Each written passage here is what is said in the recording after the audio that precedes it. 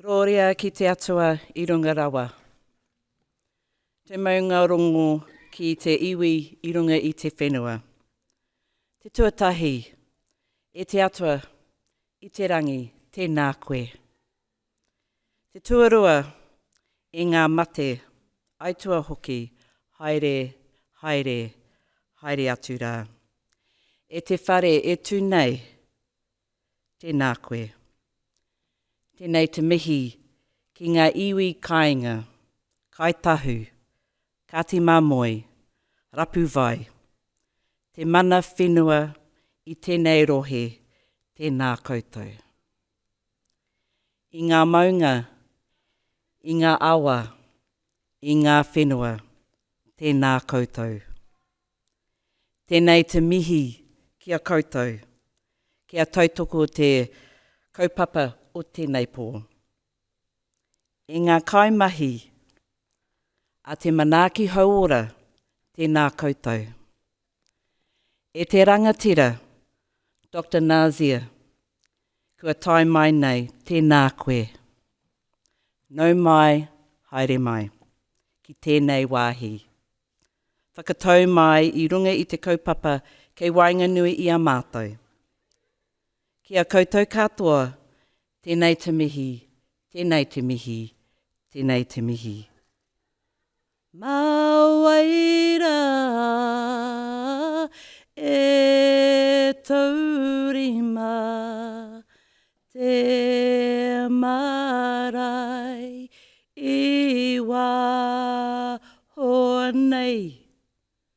Ma te tika, ma te pono, me te aro hae.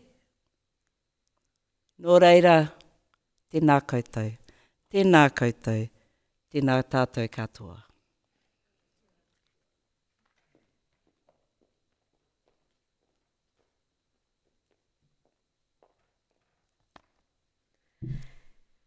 Tēnā koutou katoa.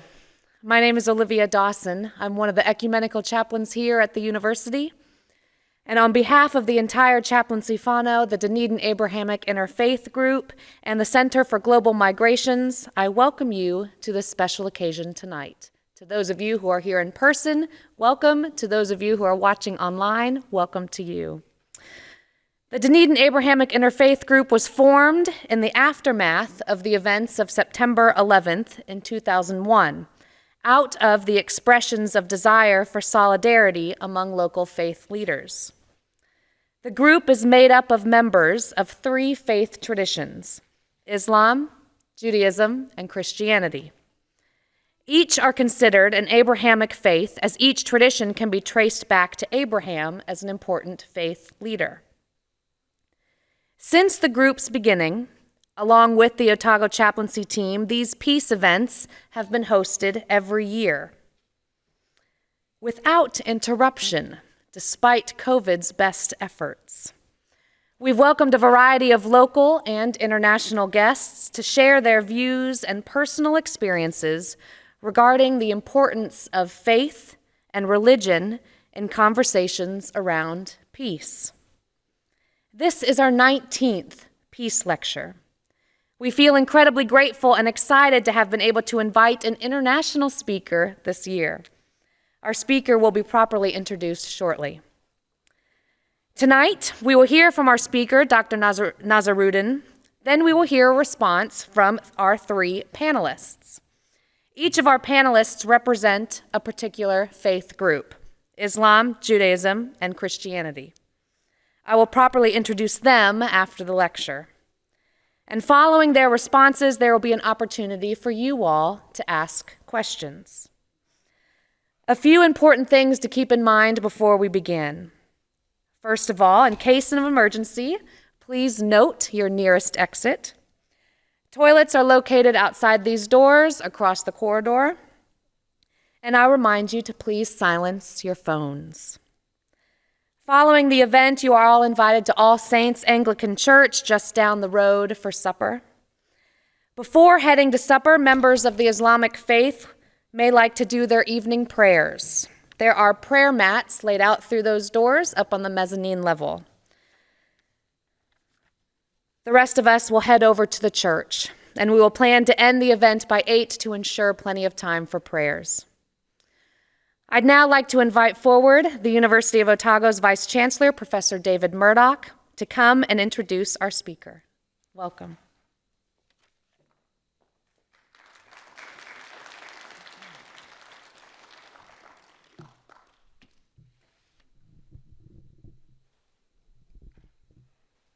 Tēnā koe, Olivia. E ka mana, e ka reo, e ka mauka whakahi. Thank you. E ka wawa, e ka pātaka o ka toka tuku iho. Tēnā koutou. Good evening, everyone. What a pleasure it is to be here tonight, and I'm really delighted to have the role to introduce the guest speaker for this year's Dunedin Abrahamic Interfaith Group and Tertiary Chaplaincy Annual Peace Lecture. That's quite a mouthful. And I'd like to start by really following on from Olivia's introduction to add my own welcome on behalf of the University of Otago. It is an absolute pleasure to be here tonight with you all, and thank you for coming. As some of you may know, I'm relatively new to the Vice-Chancellor role. I started in February this year, and since that time I've been enjoying all the variety of activities that this university attracts. And amongst those are an incredible variety of the best, the most amazing, the most interesting speakers. And in preparing for this talk, I discovered the list, 19 years of the previous speakers, and what an impressive list they are. And clearly this talk has become quite a tradition on the Dunedin landscape, and I'm very confident that tonight will continue that tradition of excellence. Which really brings me to the reason for this evening, and on behalf of the University of Otago, I'd like to warmly welcome our guest speaker tonight, Dr. Nazirudin Muhammad Nasir. Dr. Nazirudin holds the highest office in the administration of Muslim religious affairs in Singapore, in his role as the Mufti. As such, he's a key interfaith figure in that country. As Mufti, Dr. Nazirudin chairs the Fatwa Committee, takes a lead in providing guidance for the Muslim community's religious life. He was instrumental in developing fatwas for such things as organ donation, joint tenancy, and in formulating ethical positions on biomedical issues. He is a member of the Presidential Council for Religious Harmony and the Bioethics Advisory Committee of Singapore. He is an associate faculty at the Singapore University of Social Sciences, where he teaches comparative religion and ethics. By background, he studied Islamic law in the Al-Azhar University in Cairo, international law in the School of Oriental and African Studies from London, and has a Doctor of Philosophy in the Study of Religion from the University of Oxford, so impressive background. And I understand returned from a visit to a fellowship at the Institute of Advanced Studies of Humanities at the University of Edinburgh in July. I also note that Dr. Nazirudin was appointed as Mufti in March 2020, and I think we remember March 2020 or around that time, and I know that in Singapore that was about the time that the pandemic really hit. And I'm aware that he had to make some fairly challenging decisions about closing mosques, suspending religious activities during that lockdown. And I think we all remember how tough some of those decisions were and the wider impact of those decisions. So let's really acknowledge that.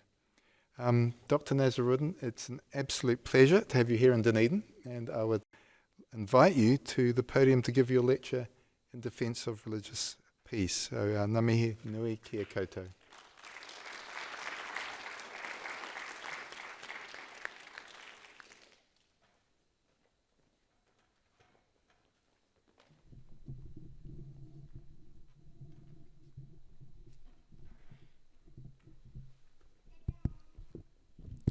Thank you very much, Vice Chancellor, for the very kind introduction.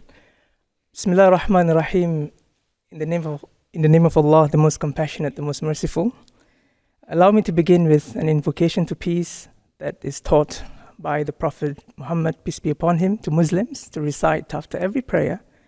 Allahumma anta salam ومنك السلام وإليك يعود السلام حينا ربنا بالسلام وأدخلنا الجنة دار السلام تباركت وتعاليت يا ذا الجلال والإكرام. O Allah, you are peace, from you emanates peace, to you returns peace. Let us live with peace and grant us your paradise of peace. Glory be to you, our Lord, exalted be you, to whom belongs all glory and honor. And even in the most threatening of situations, as the Quran, chapter 51, 24, 26, and Genesis 18 tell us, when 3 strangers visited Abraham, the first expression was of peace, qalu salama, to which Abraham responded in kind, qala salam. And of course, as we know, his first act to his unknown visitors was to prepare them the most lavish of meals, great hospitality. Vice Chancellor of the University of Otago, to my incredibly generous and gracious host, the Dunedin Abrahamic Interfaith Group, and in particular the chair for this year, Dr. Haizal Hussaini, whose true Abrahamic hospitality have brought me and my colleague here to this beautiful country. Just to be sure, unlike Abraham, our situation has never been that threatening. We have been so kindly welcomed and we have been supported all the way from our first arrival in New Zealand. Respected scholars, leaders, believers in and champions of peace and harmony, ladies and gentlemen and friends, I pray that our Lord's peace and mercy be upon you and upon the people of the beautiful New Zealand. Assalamu alaikum wa rahmatullahi wa barakatuh, and a very good evening. I first wish to commend the wonderful and inspirational work of the Abrahamic Interfaith Group of bringing people together and forging understanding and solidarity. From the very few days that I have been here, I've witnessed a lot of understanding, a lot of warmth and friendship between people, and it has been such a wonderful and interesting experience. And what I've seen offers me some hope, because the work of the Abrahamic Interfaith Group justifies the use of the concept Abrahamic. My PhD research was designed to argue the same. In other words, to argue that the concept of the Abrahamic is useful and needs to be used, because there are various theories and academic writings that dispute the concept of the Abrahamic. The work on the interpretations in and around the figure of Abraham to forge greater understanding is indeed critical and reassuring. We started this visit to New Zealand with a wonderful gathering at the An-Nur Mosque in Christchurch. It was a deeply spiritual moment. We met with the survivors. We learned about Kia Kaha, stay strong. And what I remember most from the events of 2019 were the resilience, the solidarity, and the unity of the people. Even as we mourn the death of the countless innocent lives of peace-loving believers, may God bless their souls, such pain and suffering will only heal if we work tirelessly and relentlessly to replace hate with compassion, suspicion with trust, and contempt with love.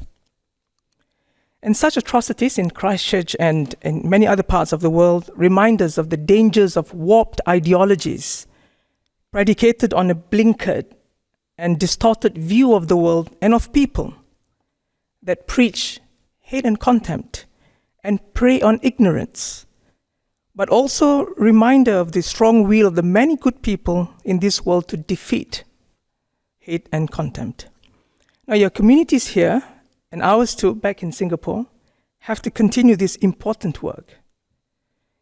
In fact, the Christchurch incident had inspired self-radicalized individuals to copy such attacks. And in Singapore, there was a youth who had made plans to attack 2 mosques quite near where I lived, but was stopped before he could proceed. And faith leaders came together after the incident to provide calm and reassurance to our respective communities. Of course, as we read the news every day and we switch on the news channels and we access news on social media, we find that we speak of peace in very challenging times. There is a war in Ukraine and conflicts elsewhere are escalating. When social and religious fault lines are at risk of rupturing further due to multiple pressure points in our troubled world, resulting in more and more people to flee to safety by looking inward and viewing others as threats. So this shows how fragile peace is. It's like a pack of dominoes that takes so long to set up, but quickly, very quickly to fall. So it reminds us that building and strengthening peace is always a work in progress. It never ends. However, throughout the pandemic, we learned something that offers us a reason for optimism. If you recall, there was doubt if religions could survive the pandemic when houses of worship had to be closed during the lockdowns, or when worship began to look very different. For example, in our Muslim tradition, the saf, or the lines of prayer during congregation, are very important. One ought to stand shoulder to shoulder in order for the prayer to be valid. But that had to be abandoned because of safe distancing or social distancing. There was no divine revelation that said, "Thou shalt social distance." But in our scriptures, there is an even more important piece of revelation if we look at the right place. The Quran says, in narrating the story of the Israelites, "And whoever saved a life, it is as if he had saved all humanity." So we are indeed very grateful that our faith groups remained resilient and confident. They implemented safety measures for the greater good of society to protect lives. And for me personally, faith truly becomes meaningful and purposeful when we have to make difficult choices, when we have to adjust, adapt, and negotiate in difficult situations. So when we survived one of the most difficult challenges that tested our human bonds, it was an unprecedented pandemic. We must not put the crisis to waste, but to learn and rise from it. And here I think we ought to give religions and religious communities due credit for making such quick adjustments and adapting, because as we know, religion is about traditions built over centuries. And it is never easy to quickly change practices that have been in place over generations. They have done that, and I think they should be praised for that. For reasons of relevance and honoring our host, the Dunedin Abrahamic Interfaith Group, I wish to start with the story of Abraham as we find in a number of scriptures. The story first appears in Genesis in the Old Testament with numerous commentaries by the Jewish rabbis in the Midrashim, and later recounted in the New Testament, particularly in Paul's epistles to the Romans and the Galatians. A few centuries after, the story reappears in the Muslim holy text of the Quran. Of course, there are some variations in the details, but the narrative remains largely consistent across the different scriptures, which was essentially a command from God to offer Abraham's son as sacrifice. The sheer obedience of the father to God's command, seemingly impossible command, was seen by communities who revered Abraham as a proof of faith par excellence. The event, also known as the Akedah in the Jewish tradition, evoked and continues to evoke powerful yet different salvific significance for different communities. Now, as a Muslim reading about Abraham and this story in the Quran, I am driven to understand how other communities and scriptures interpret him and conceive their worldviews around his life, not least because the Quranic narratives explicitly refer to Jewish and Christian beliefs on Abraham. So the Abrahamic world within which Muslims live includes Jewish and Christian worldviews and perspectives. But whilst I, like many other readers, discover similarities in the various narrations of and perspectives on Abraham, I note there are striking differences too. And these are self-evident in the ways Jewish, Christian, and Muslim communities, both past and present, speak of Abraham. But to me, these varying interpretations also reveal a remarkable possibility that powerful and evocative stories that speaks of commonality and difference could be employed for whichever end one desires. Genesis 17, verses 19-20 tell us that God had promised both Isaac and Ishmael blessings. And as the Talmudic scholar John D. Levinson argues, the presentation of Abraham in the Hebrew Bible is, I quote, so elusive, so enigmatic, so suggestive, and so non-didactic that it calls out, Turshini, interpret me, as the Talmudic rabbis would say, end quote. In this case, the stories about Abraham could be used either to reinforce common origins and therefore bolster a sense of unity, which are the seeds of peaceful coexistence, or to highlight differences and therefore justify exclusion and create fractured and divided societies. Of course, the Abrahamic world that we are speaking about is a microcosm of a more diverse social-religious world that most of us live in. And today we encounter differences more frequently and at a greater scale than ever before, especially but not exclusively in the online world. So the themes of commonality and difference become all the more important as we begin to work on creating social cohesion and peaceful coexistence. When we interact and engage with others, we discover commonalities that can become a strong glue that keep our communities together. So think of sports and think of food.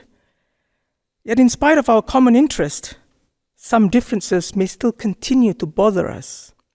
And here I am referring to differences which we often struggle to shake off, which may lead to our prejudiced views of others.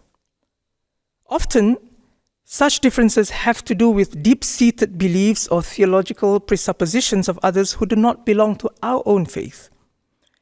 In this instance, our view of the world is centered around truth claims, and we therefore define others solely on the basis of what they believe. Whether he or she is guided or misguided, and consequently superior or inferior in relation to us. And this sense of superiority may eventually quash the respect for difference and can eventually breed hatred. In some cases, it has justified hurt and violence. At best, differences which are viewed as desacralizing the purity and sanctity of our faith can melt the glue that keeps us connected. Now, this is not to say that religious groups have failed altogether to address fundamental differences. There have been many commendable efforts by religious leaders and communities to strengthen dialogue and rapprochement, but the challenges of today's highly diverse world are more immense. And our current social context demands of us not only to be competent in dealing with differences, but to live with these differences in a more frequent and regular way. Are we adapting fast enough to be neighbors with others who have very different lifestyles, cultures, beliefs? And are we prepared to share common spaces on a daily basis? How could we transform coexistence into an opportunity and catalyst for cohesion, where differences do not give rise to suspicion, fear, and resentment, but nurture confidence and even add vibrancy to our societies? And in this regard, what is the role of religion and faith communities and leaders? I wish to make an argument tonight that there is wisdom in our religious traditions which allow us to positively and constructively engage with social and religious diversity. From a Muslim perspective, Islam prepares me to think of diversity and difference in a positive way from the outset. Because at the heart of the Quran's engagement with other communities are the values of recognition, dialogue, and hospitality. As the most authoritative source of Islamic teachings, the Quran exudes a powerful sense of intertextuality and interreligious ecumenicism.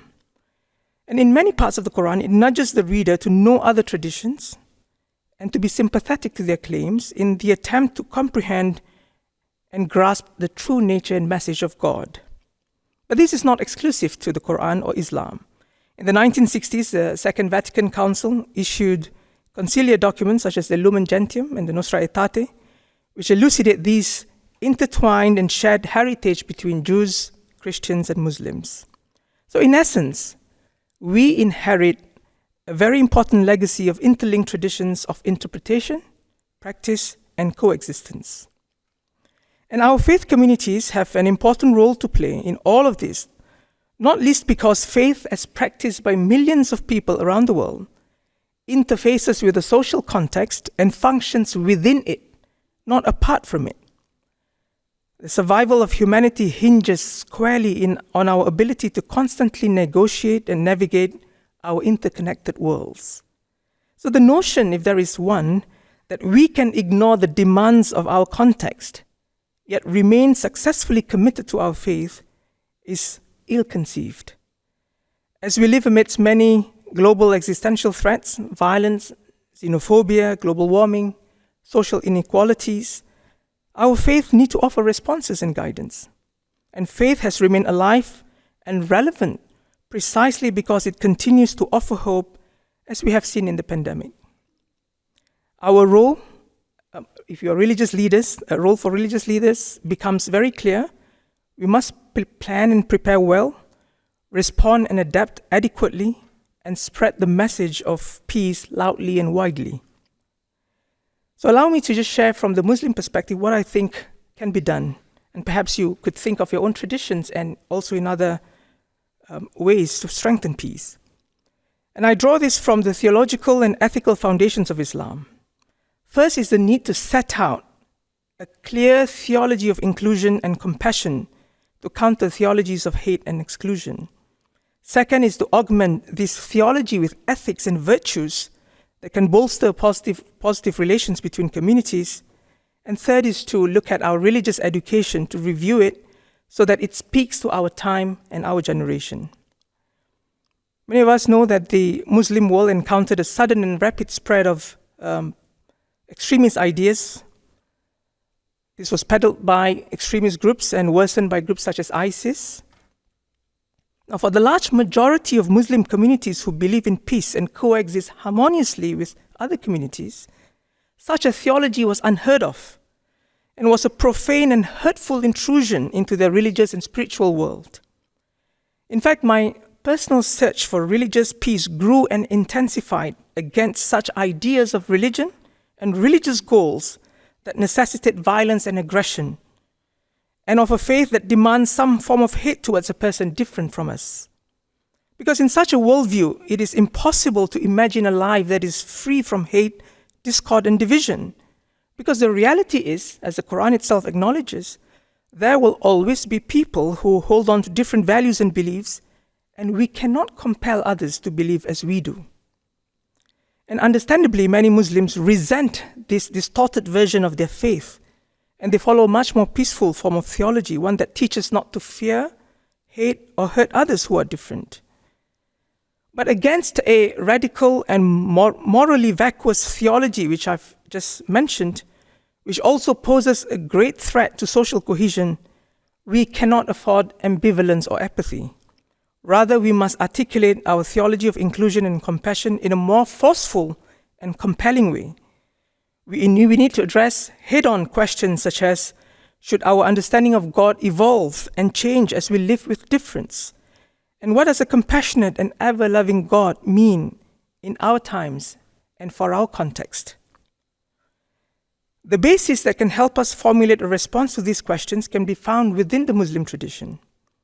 As I've mentioned, the Quran was an interlocutor in a diverse socio-religious world of late antiquity, replete with references to and conversations with different communities, even as it preaches a message of monotheism.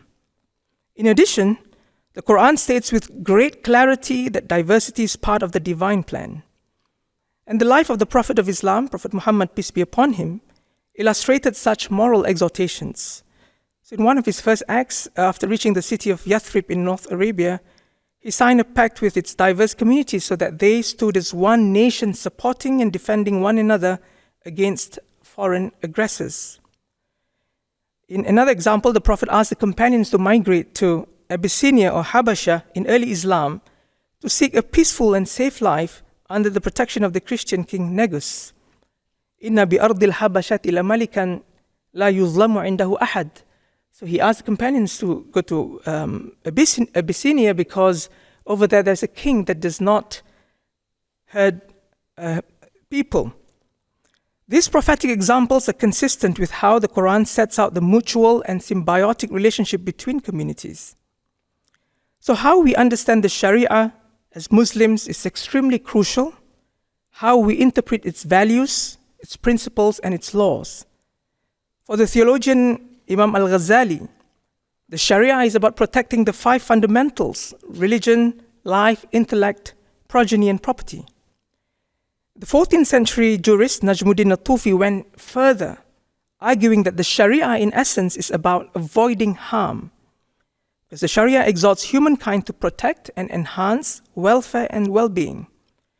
And everything that it sets out for its followers to do is never outside the realm of human life and society, but within it and for its benefit. But I wish to go further than Nazirudin because the notion of harm that he mentions and discusses needs to be interrogated even more closely. Harm is not only limited to the theological sense, but also in a social context, in particular when we deal with differences, including religious differences. So the ability to identify harm is not a matter only for the mind, not just an intellectual endeavor, but more importantly, a spiritual one. The Prophet Muhammad had already indicated this very clearly in his hadith on the heart, that when the heart is good, إِذَا صَلُحَ, the entire body is fine.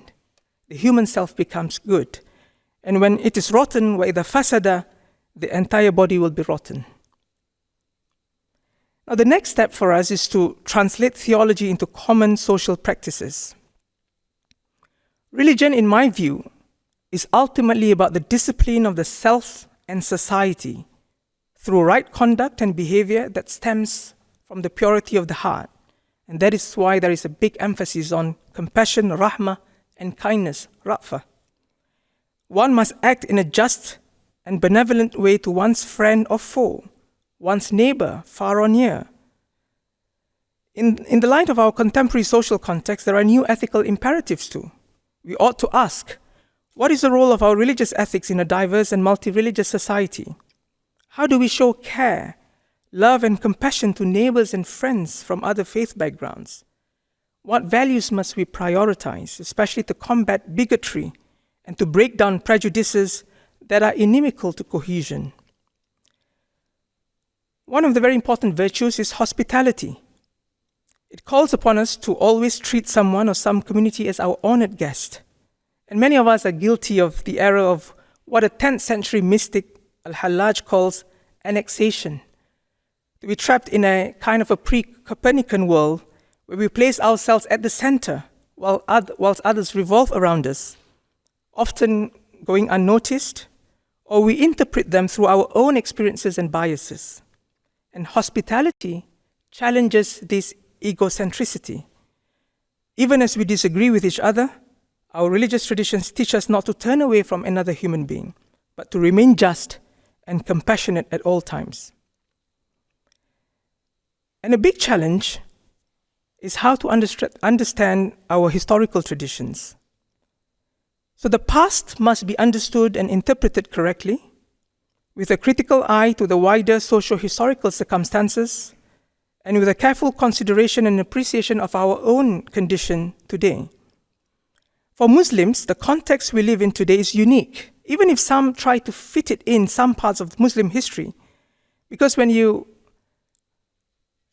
look at your condition as something which has happened in the past, it gives you a false sense of clarity and comfort that there are already answers deemed more authentic and credible. But the reality, on the other hand, is a lot more complex. However, this interpretive exercise requires competence, and to be more specific for our purposes tonight, interreligious competence. For example, we rarely find episodes of peaceful coexistence in history taught and discussed from the perspective of living with difference. Often they are seen from the vantage point of the victor or the victims. But we know that minority communities did not always live as second-class citizens, nor were they totally subordinate to a majority group all the time. There were neighbors who lived peacefully together, traders who served all sorts of customers from all backgrounds, physicians who tended to the sick whose faith did not matter because their aim was to save lives, and judges who adjudicated legal disputes regardless of the religion of the litigants based on the principles of justice. So we need to improve the ways we understand our interconnected histories. Because when we don't, there is a risk that we will perpetuate and reinforce attitudes that divide and separate. I've come to the end. So ultimately, it is the collective duty of religious and community leaders to provide leadership and guidance on the constructive ways of living our faiths in a diverse society. I truly believe that faith communities can be powerful resources and catalysts for peaceful and constructive coexistence as humanity faces some of its greatest challenges today. While some may justify religion to inspire aggression, exclusiveness, and violence, our choice must be the opposite, and it must be a clear one: to demand, defend, and protect a peaceful expression of faith. Thank you.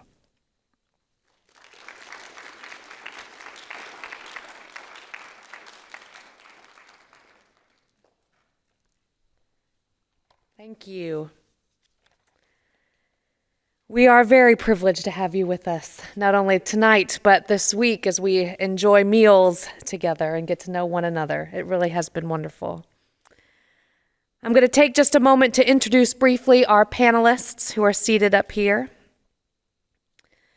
and then they will have the opportunity to respond. First, we will hear from Susan Mickey. You want to give a wave? Susan is the member of the Jewish community in Dunedin. She was born and grew up in Zimbabwe, lived in Australia and the UK before moving to New Zealand. She currently teaches chemistry, senior geography, and junior science at Tokamariro High School in Milton. After Susan, we will hear from Amy Armstrong. Amy is currently the Pastoral Ministry Coordinator for the Catholic Diocese of Dunedin.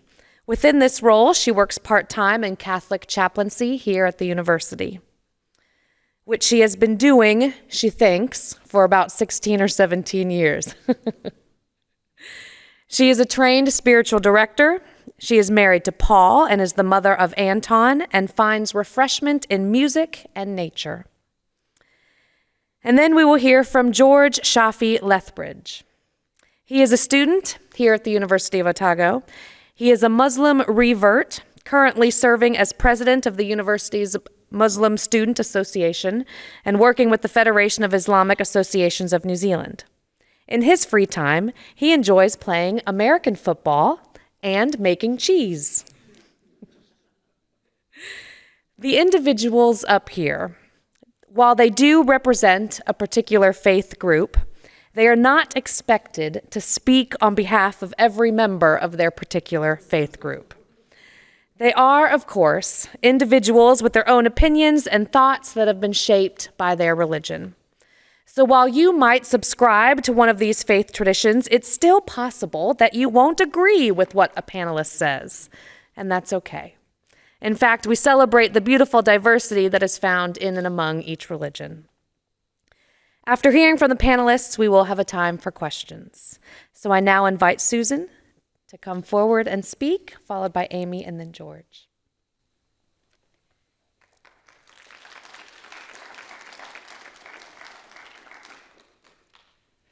Thank you for asking me. That has been an absolutely fascinating talk. Okay. And I have to say, I don't think there's anything I disagreed with. I think growing up in Zimbabwe with the Iraqi embassy as our neighbors, the imam was my stepfather's best friend. The school I went to, a Jewish day school, the Muslim students usually took out the Hebrew prize. They usually did better. But it has always been, for me, my childhood and my adulthood has always been a mixture of faiths. It has always been about people talking to each other, from the shoe seller when I went to buy some shoes for my youngest son before Yom Kippur, which couldn't contain any leather, who said, "Why are you buying non-leather shoes?" And I explained. And he said, "I'm a Muslim." He said, "You're a Jew. We are all the children of Abraham." And such a profound comment, such a wonderful thing for him to say. He said, "You know, it gives us ethics. It makes us good people. we are brothers and sisters. And that, to me, says most of it. I'd like to quote from the former chief rabbi of the Commonwealth, Lord Jonathan Sacks, who died about a year ago, where he said that coexistence is part of God's plan, along with neighborliness, care for the stranger, and respect for others. And that is what Judaism is about, that care for whoever comes along. Somebody's hungry, feed them. Somebody comes to your home, make them welcome. The other comment that I dearly loved from a paper I read by a Muslim philosopher by the name of Akbar Ahmed, he said there are 3 main steps as part of being interfaith. The first is dialogue, being open-minded, willing to exchange views and communicate. The second leads to understanding. After exchanging views, we understand and we promote and follow a path that actually gives us a genuine education in each other's ways. We often discover surprising similarities as well as some of the differences, but we can explore those and appreciate them. And he said the third step, which I think quite a few of us are on the way to, is friendship. We eat at each other's homes, we talk with each other, we share things. One of us is down, one of us has a problem, we talk to the others, we share. The most wonderful example of that I saw was at the first hui that we had in Dunedin after the Christchurch massacre. It was part of the royal inquiry into that massacre. And we had official government people there, people who work directly for the Prime Minister, and there were people from all the faiths in Dunedin involved in this. And they were talking about a memorial for the martyrs. What could be done? And after a while, one of the Muslim women stood up and she said, "Please don't. This is not our way. Our way is to remember to do good things in the names of the souls of the people who died. We don't make memorials. We enhance their souls." It's hard to describe, but the Jewish way is very similar, that we try to do good deeds in memory of those who have passed on. And we not only listened with our ears, but we heard her with our hearts, because she was comfortable enough to talk to all of us, to say to us, "Please don't do this." And you may have noticed there is no memorial, because we listened with our hearts as well, and we respected the ways, and we said, that is fine. So all of us go through and do other things in their memory to help. And that, to me, is what it is all about. It's about talking to each other and respecting each other and listening to each other. Thank you.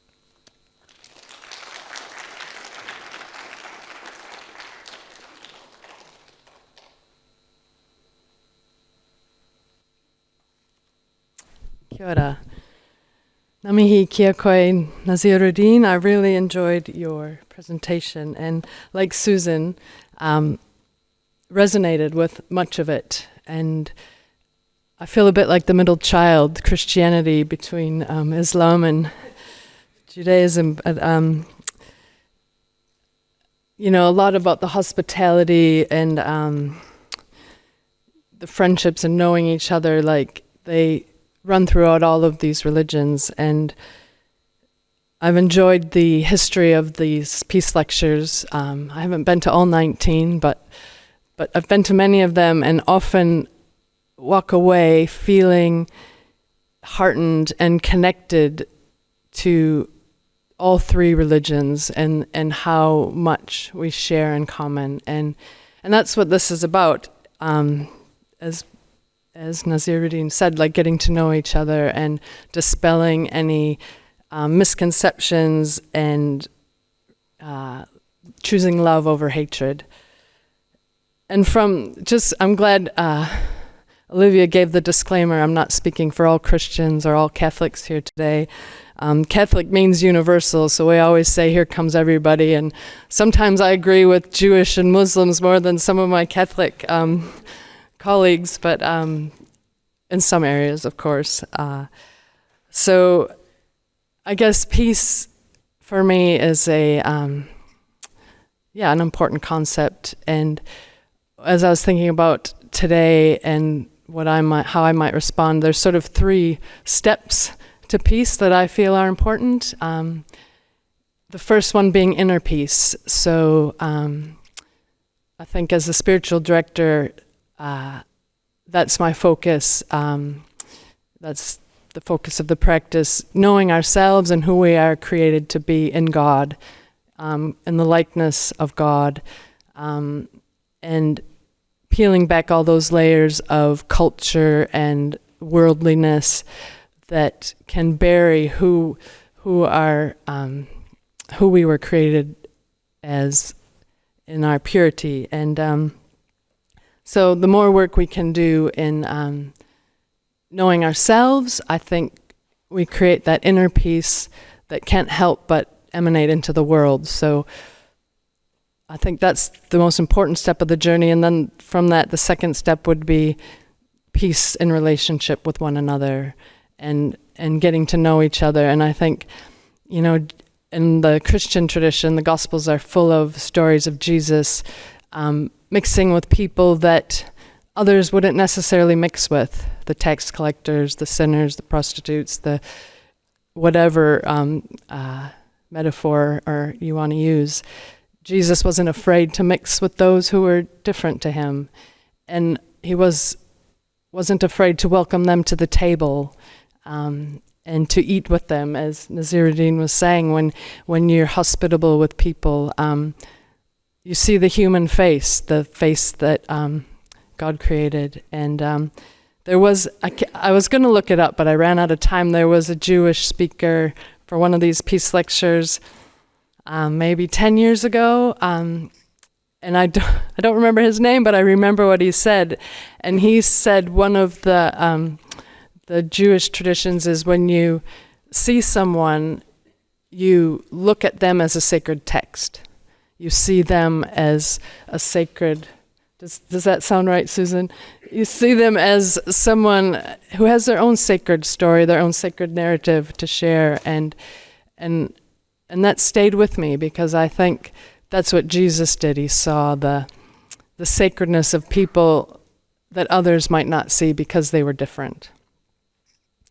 And the third piece I was thinking about in peace was the peace of creation, the peace of the earth. I think Papa Tuanuku is hurting, and there's a lot of violence and weather patterns and climate change we're seeing that needs to be attended to in a peaceful way, and we all, across all religions, I think it's a very important part of our mission to look at in this age, this stage of where we're at in life and in the world. And Pope Francis wrote an encyclical a few years ago called Laudato Si, the care of our common home. And in it he talked about it is our common home, no matter our religion, no matter our race or creed. This is what is common to all of us, and if we don't have a home to live on together, there is no peace. So that's what I was thinking. I was also impressed that Nazirudin quoted Lumen Gentium. That's a Vatican II document that. It's lovely to hear that we know about each other, we care about each other, and we want to learn from each other. So, kia ora.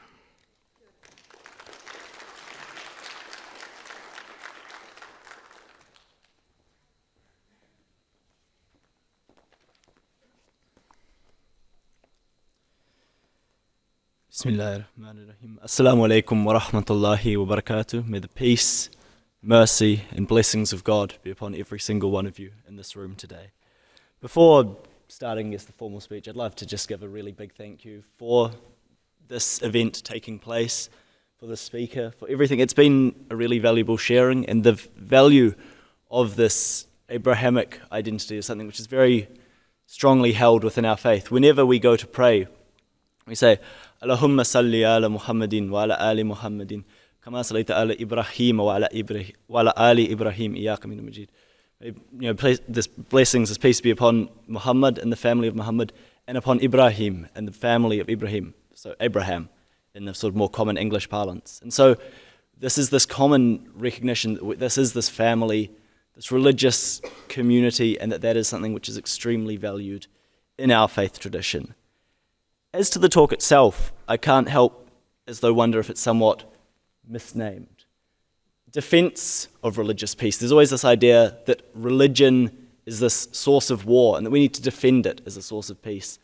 But I'd argue that if we look at what's currently happening with the world order, the secular peace world order, we've seen in the news the, rules-based international system is crumbling. Of course, as Muslims, seeing the suffering of our brothers and sisters all around the world, in Myanmar and Palestine, in all of these countries, we've known for a long time that that's not true, that this secular world order is not a peace. But now, with the crimes happening in Ukraine, it has only further been reaffirmed to the world. We know that it is not a true peace. And this is actually something which is alluded to in the Quran. Allah Azza wa Jal says in Surah Takathur, أَلْحَاكُمُ التَّكَاثُرْ حَتَّى ظُرْتُمُ الْمَقَابِرِ. The competition for worldly goods, for money, for fame, for land, distracts you until you visit the graves.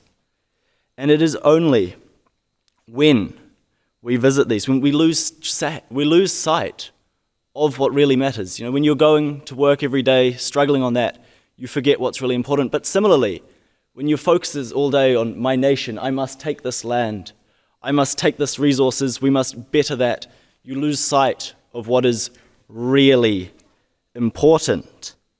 And it's only when you go to the graves, when you go to the graves, you see those who are dead, you realize maybe the search for wealth isn't as important. And just in the same way, when you go to the graves across Poland, across Germany, you see the suffering of the Jewish people. When you look in Ukraine, you see the mass graves there.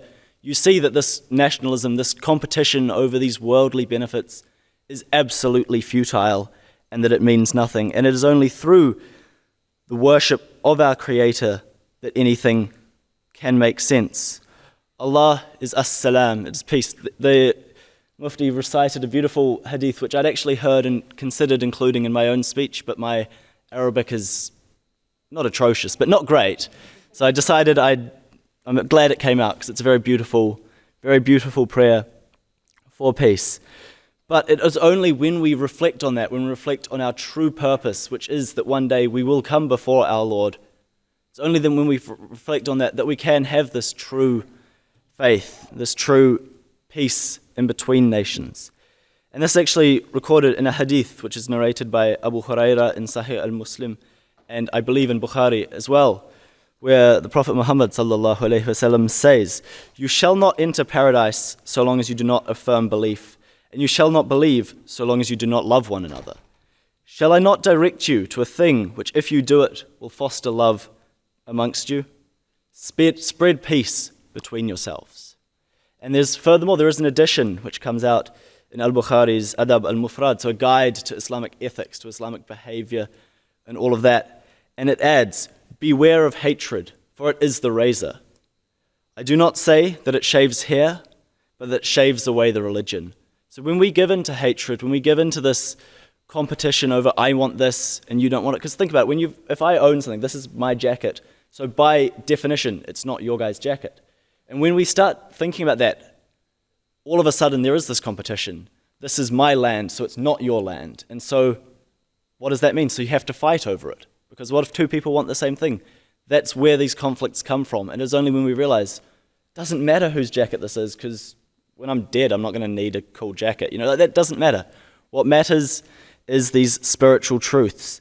And so when we give into this hatred, we don't just lose the bonds between one another. We lose our bonds with Allah, with God, we lose the very purpose of why we were put on this world. And I think, so it's not a defense of religious peace, it's a taking it back. We need to do that. We need to reclaim the heritage of peace, which has only truly come about when we set aside our meaningless differences and embrace our faith towards God. We live in a world which has cast religion as a source of violence, and it is not that. It's only by returning to this idea of religious faith that we can truly find peace and truly build peace between our communities. And as we can see that here today, we're all here in the name of our own faiths, but here to support that common good, that common peace between our faiths. And so I leave you with the greeting that all Muslims make every time we meet each other, and which isn't just a ritualized greeting like, when you say, "How are you?" and you don't want to know how they are, you just want to say hi. Every time we meet, we say, "Assalamu alaikum wa rahmatullahi wa barakatuh." And that's not just a ritual, that is us honestly wishing onto this brother, onto this sister, onto everyone on earth, peace, blessings, and mercy, because that is what peace is founded on. And the only way that we can do it is when we put aside our divisions and we turn back to God. Thank you.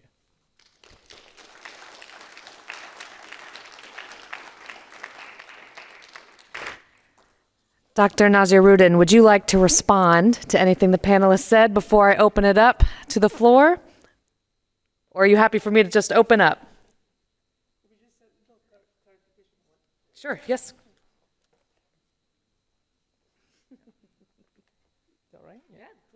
Thank you for the comments as well as your reflections. I think they add to the richness of our conversations tonight.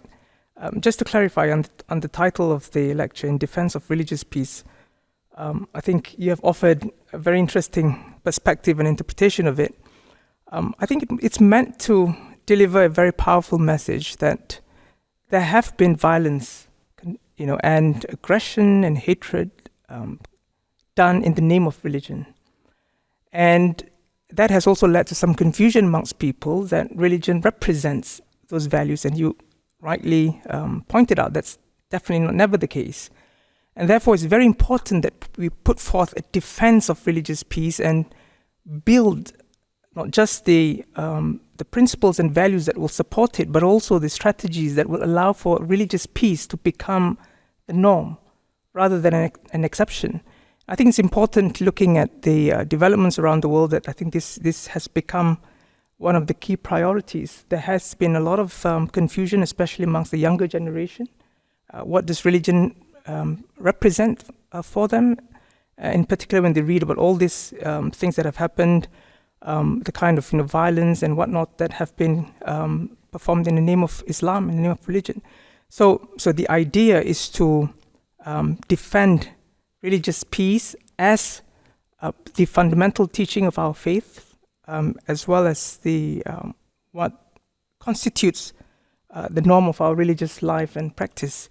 So I think we don't disagree on that point, but you offer a very interesting perspective and reading of what the title means, and I think it's important to take note of what you've said as well. Thank you.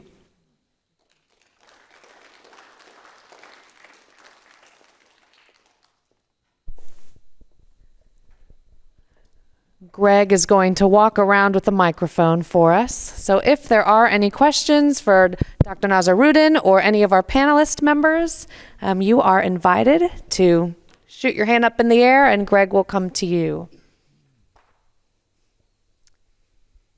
Time for questions, comments, okay.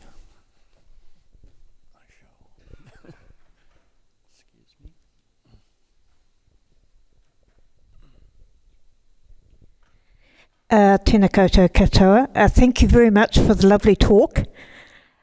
My question, just your last comment, Dr. Nazirudin, you talked about the young people having a bit of confusion, and I'll open it up to the whole panel. What's your thoughts about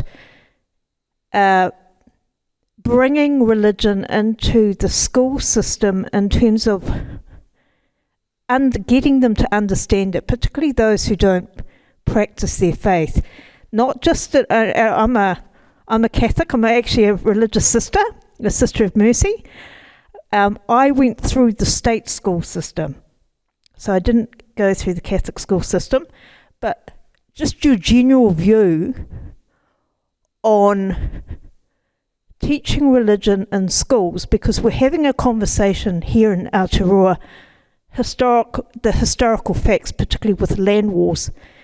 And I'm just wondering whether we need to ensure the fact and balanced discussion around religion, all religions, needs to be included.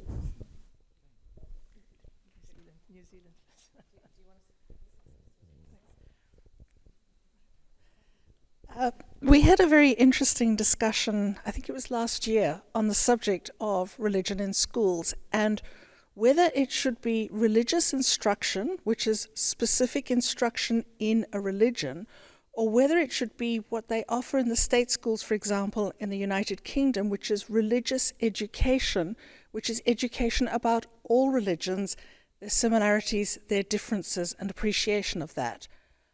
I'm not so sure about religious instruction because I think there is a lot of potential for abuse, perhaps, and a lot of parents would feel that they would want to withdraw their children from that. Religious education, on the other hand, the best example I can give is actually covering a class in that subject one day, where one kid came in and I won't repeat what he said, but I said, hang on a moment, stop. That was really offensive. And he said, what do you mean? Now, he was from a very old religion in the Middle East that predates Christianity, Islam, and Judaism. And I said, well, older people might be offended because, and we talked about that, and I actually sat there and adjudicated this group of Year 8 students while they talked about what respect meant to them. And I said that my husband, well, I didn't actually say it was my husband, I just said I knew of 3 men who worked together, one of whom was Hindu, one of whom was Sikh, and one of whom was Jewish. And how when they went out on jobs together, knowing and understanding about each other's religions and having respect meant that they worked together well when they stayed in hotels. Nobody ordered food that would offend anybody else, that they could share and be together.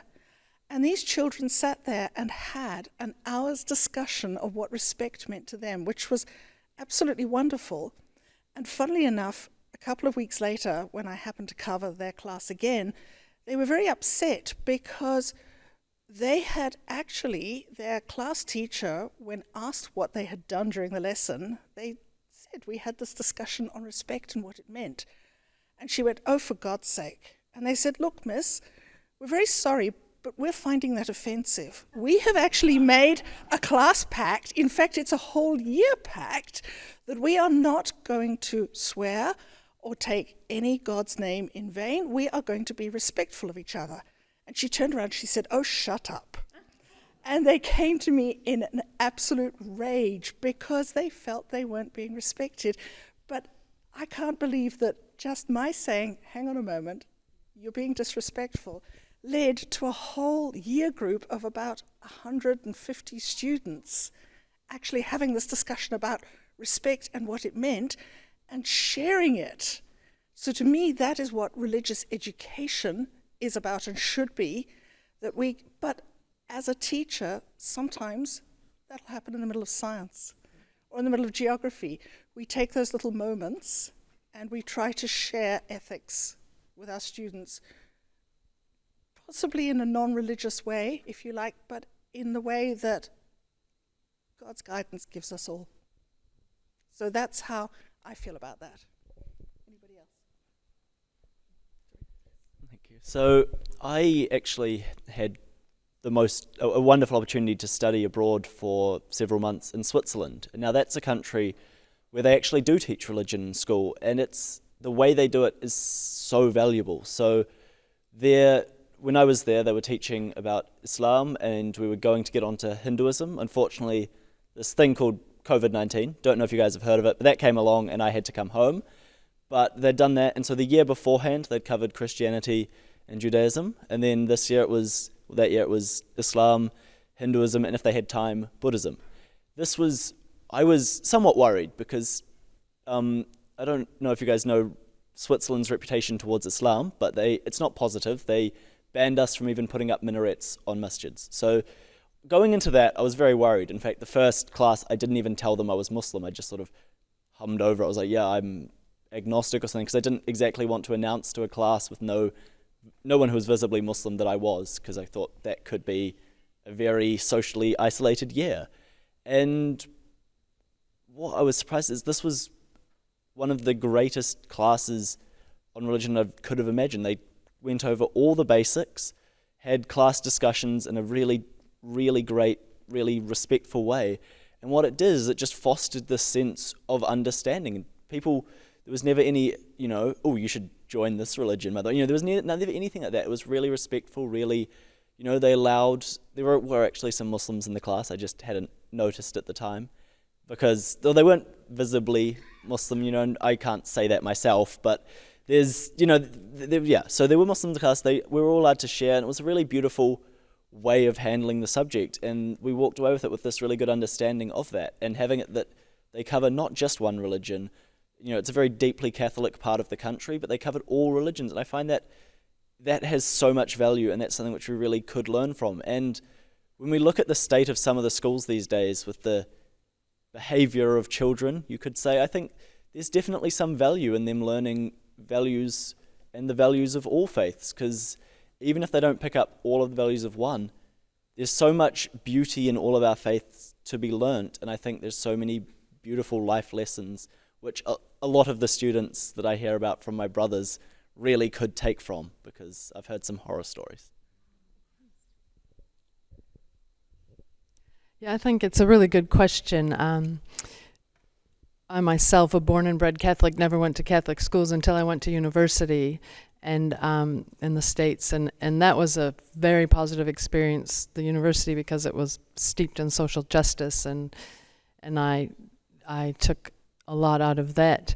My son, who's 8, is in a Catholic school here in Dunedin, and I was always like, just because I'm Catholic, it doesn't mean I'm going to make my kid go to a Catholic school, because I didn't go to one and I'm fine. I was really sort of defensive about it. But in the end, we sent him to the school my husband works at, and it's been a very positive experience. But the interesting thing is, Islam and Judaism isn't taught, and I think that would be really valuable to add to the sacramental stream.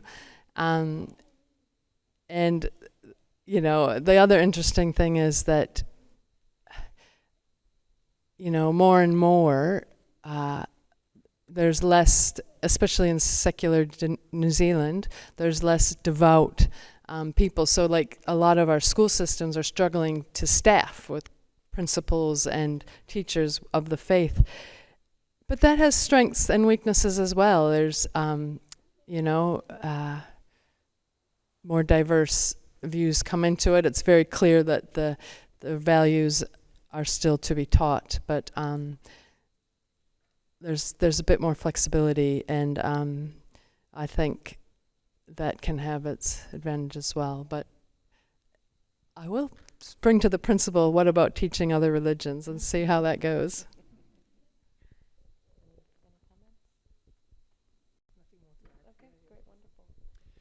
Just to mention that one thing the Abrahamic group does is to visit schools, high schools in Dunedin, and we've been doing this for 20 years.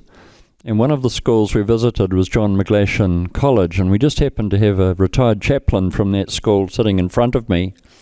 So maybe, Rolly, you could just mention what was the value to your class of having the Abrahamic group bring Hashmat and others back into your school. You've got 1 minute. Well, of course, Hashmat was such a delightful young man. Everybody lined up to become a Muslim at the end of the... it was just so, especially in those years after 9/11, if I could be so crass as to use that expression, because we did have a range of students there. 95% were secular, and we had Muslim students there, and we had Hindu students there. And I think it just brought an appreciation of difference and togetherness. They are the two things that hit me in those classes. And they were great times. And I remember not only Hashmat, but his father, Professor Lafray, who was just such a wonderful witness for faith. Yeah, that's enough. Right, I'll go down here. Excuse me.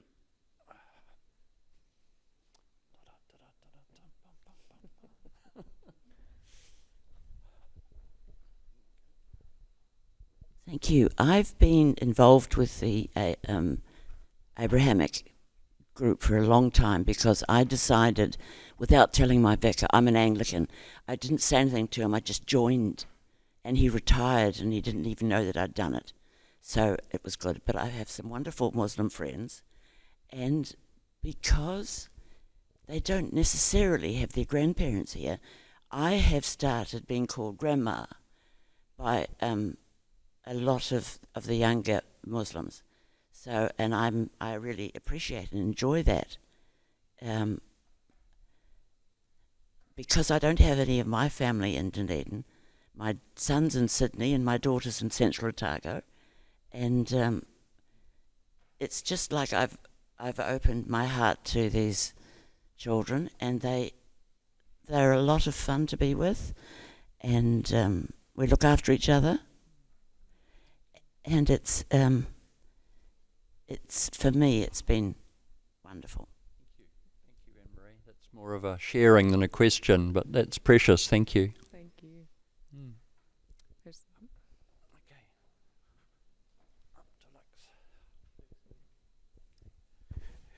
Thank you, Dr. Nasir, for the wonderful talk, and for the panelists for your input.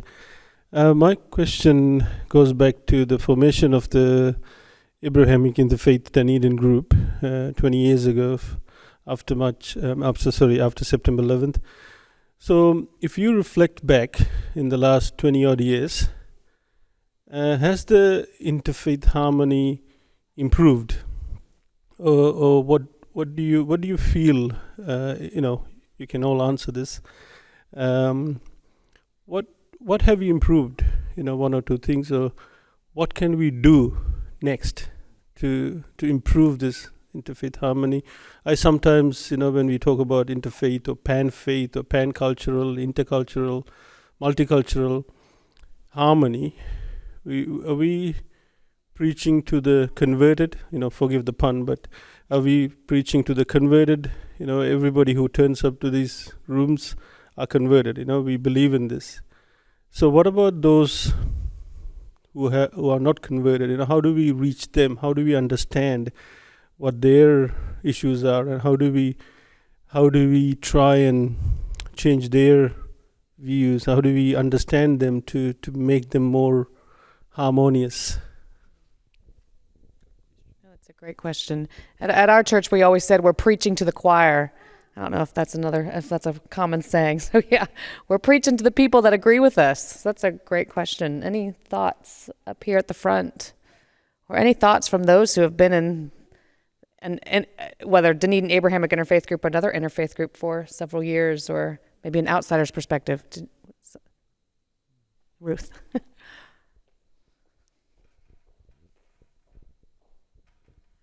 I do feel that in that time there has definitely been an increase in understanding, because there has been a sharing all the time of what each of these faiths is really about.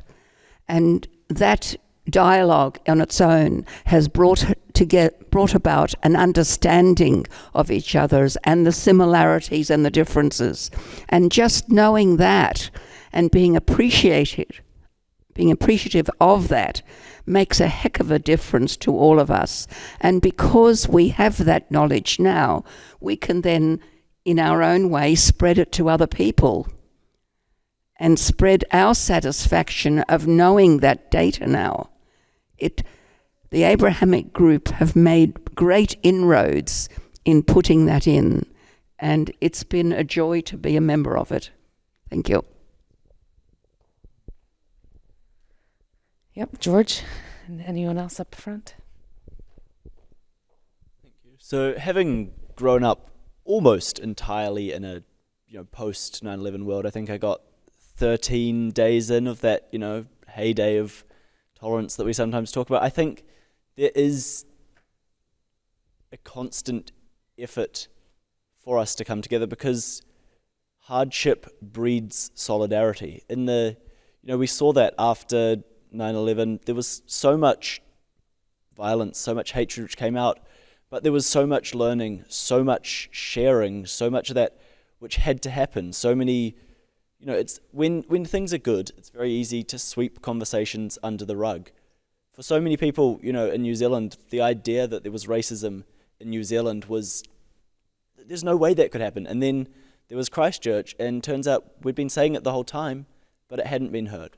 So in a way, these kinds of crisis scenarios force these conversations which need to happen to the fore. But in terms of preaching to converted, I'm here literally, yes, but also all we can do is small actions, living our peace, because that's what it's all about. It's for, if you're a member of a faith tradition, especially if people know that, they will be impacted by your daily actions. And so it's actually one of the reasons I've recently started wearing this hat a lot more, because otherwise, I don't look Muslim. But what I want to do is I want to be out there so that, if I open, if we hold the door for someone, it's not just, someone opened the door, but hey, that's a Muslim. So, and it's something which, our hijabi sisters are constantly, whether they like it or not, they are a symbol of Islam. And so every action they do gets seen in that way. And so if through our good character, and that's what so much of religion is about, is good character. In the very classical days of Islamic scholarship, our greatest scholars spent years learning adab, learning your behavior in society before they would even touch any religious doctrine. And so it's by living our faith traditions that we can build this dialogue, because so many people, if all they know is what they see in divisive media and all that, they're never going to come together. But it's through getting people in the same room and making sure that each of us, if we are the converted, if we are the choir, we might as well sing a beautiful song. So let's go out there and live our lives in the most symbolically beautiful way, the most beautiful ways we can, so that those people who see it, they don't think, all those Muslims, all those Christians, all those Jews, they're all like this. When they don't know that you're right next to them and you're actually behaving in a beautiful way. If we can live in the same world as everyone and live with them in a beautiful way, that's the only way we can actually get past these divisions and get into friendly relations between everyone. Because so much of what we judge books by covers. And so it's up to, if we are, the choir, if we are the converted, we need to make that cover as beautiful as we can, so that the people who will only judge by the cover are getting a good picture of it. I just had I'm not sure about this, it's just a thought that came to me, but I come from Minnesota in the States, and unlike Susan here, I grew up in a very monocultural society. You were either Catholic or Lutheran, and if you were something else, you're a little bit weird, and that was probably Christian, that's just the culture. And I think one advantage maybe of New Zealand, Aotearoa, is that it is so secular here. In fact, I was embarrassed to be Christian when I first came, and all of a sudden I had to really think about what my values were and why I was calling myself that, instead of just, everybody is, so that's what we do here. But also it means that, and racism is here, obviously, as we've seen, but it means that there's not one dominant religion, so that we are all allowed to be here as we are, and in our urban centers as well, and at university, we're very privileged to have the mix and the respect. I can feel the respect of different colleagues of different religions amongst each other, and I think, what can we do? I think it comes back to the question about our schools. It's if we start with the children, with the diversity and the teaching with the children, it's just natural for them, if they know a Muslim friend, or the more we can mix with each other, the more natural the relationships are, and there won't be any question of why are you different, because you've known each other from a young age. But I'd be curious to know from Nazirudin what, the culture in Singapore, is it diverse? Is it mixed? Do religions mix with each other? Is it taught in schools? Well, thank you. I was planning to respond to the question anyway. Yeah, I thought it's a very important question. It's something that we have always thought about as well. What are the outcomes and how things have changed in society? We are a very diverse society. I mean, those who have been to Singapore, 5 million people on a very tiny island, so we live very close to each other. Yes, I think many Singaporeans here in the audience will attest to. Yeah, and so with neighbors, it's extremely important because what they cook, you can smell very easily all the time, and you have to have that tolerance if you don't like a particular smell or food, and different cuisines and different cultures and practices. So interfaith harmony or interfaith work is extremely important. But I wanted to say that in as much as we are, because amongst friends and interfaith activists, we always want to have more people to get involved. But we need to also recognize that interfaith work is not for everyone. You need to have the interest and the confidence in your own faith first before you step out and willing to speak to other people. But you also need to have the right skill sets to get engaged with interfaith work. So the ability to respect, the openness, and also I think a very important quality which I think a lot of people may not have is the ability to listen without judging. And I think that's a very difficult one, not just with interfaith work, but with our personal relationships, the ability to listen to the other person. So because of that, we often find the same people getting involved, and that has also been a kind of challenge for us. But what has interestingly developed in Singapore, again, the impetus for interfaith work, a lot of it goes back to September 11th, unfortunately, again with the intent of improving perceptions of our faith to other people. And what we have seen is because we get the younger people involved, this takes time, it takes a lot of effort, but the younger people are also involved and they are quite interested to find out, but we look at what actually interests them. It may not necessarily be about theology, not necessarily about the history, but some commonalities that are of concern to them. So a lot of young people now talk about the environment, about global warming, and bring in, faith and its values to be the basis for the conversation around those big challenges for humanity as a whole.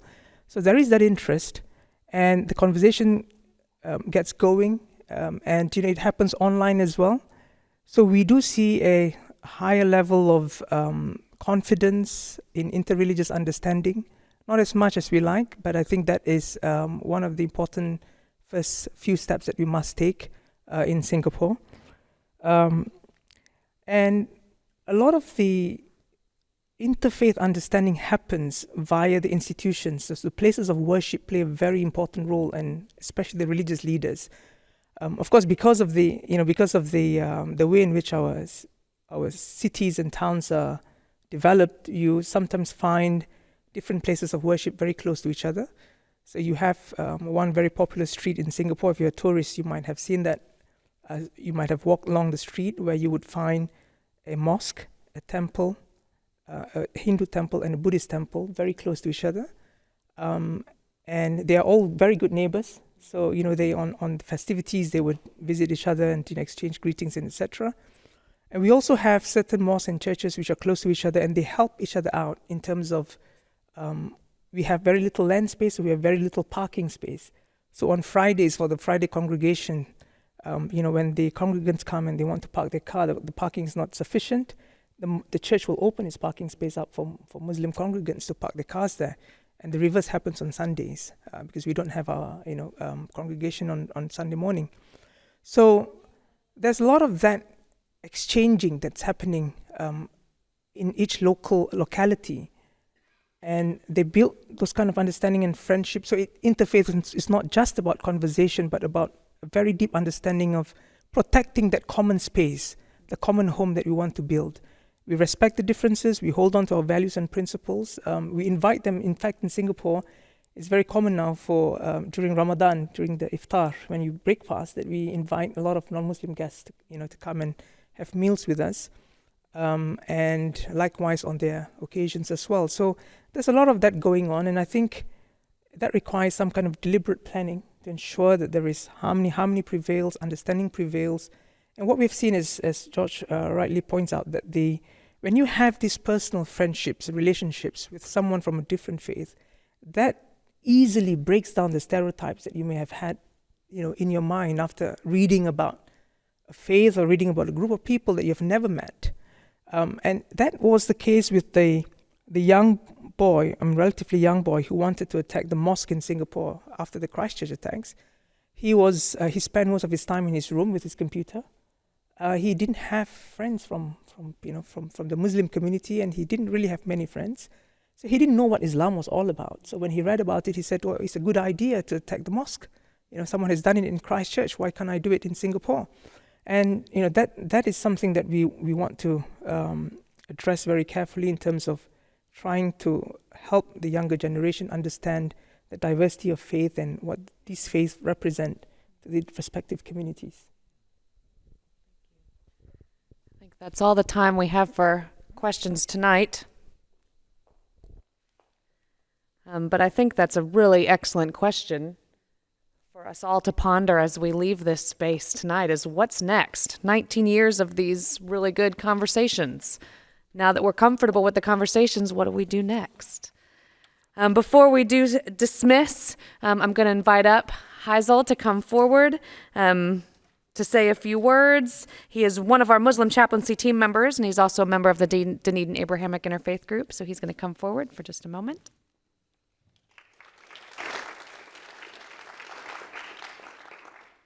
Kia ora, everyone. This has been an excellent night tonight. Thank you very much for coming here and celebrate this event with all of us, with the Abrahamic Interfaith group. I would like to thank our guest speaker that came all the way from Singapore and has to spend a few nights in Christchurch. The problems that we were scheduled to be on the 26th of September, but that has become the Memorial Day for the Queen. So we shifted to 29. Of all those events that happened, he still made it. So it's wonderful for him to come. And also his companion, Mr. Rauf, thank you for coming. I would like to also thank the panel speaker, Amy, Susan, and George. Also our Vice Chancellor for supporting this and coming over. So now I've got the best job to give the gift to our speaker and the rest. So I would like to invite Mufti to come over and make sure I get the right, Kev. Thank you so much for coming.